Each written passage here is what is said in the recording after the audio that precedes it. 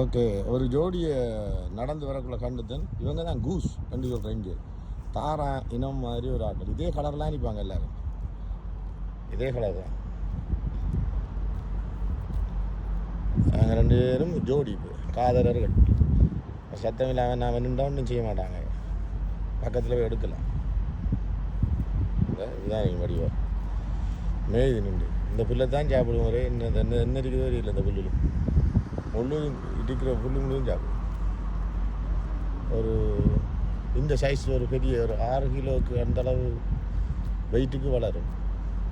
அந்த அளவுலேயே கொஞ்சம் காலம் இருக்கும். பிறகு சம்மரில் ஏப்ரலுக்கெல்லாம்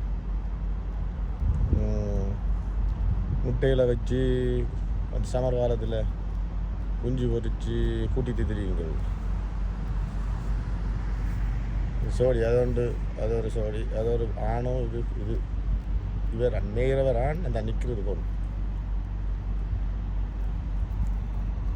ஓகே, ஒரு காதலியோடைய பிடிக்கக்கூடிய மாதிரி இருந்தது நினைக்கிறாங்க.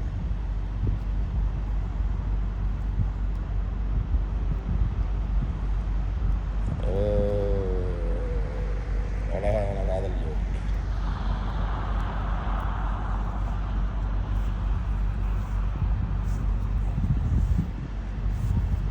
கிட்ட மெல்ல மெல்ல போக அவங்களை நகர்றாங்க. அந்த பெண் கூசுக்கு கால் கொஞ்சம் வேலாகல, நொண்டி தான் நடக்குது. ஆனால் பறக்க வலிக்கிட்டு பறந்து அதை என் குழப்புவான்.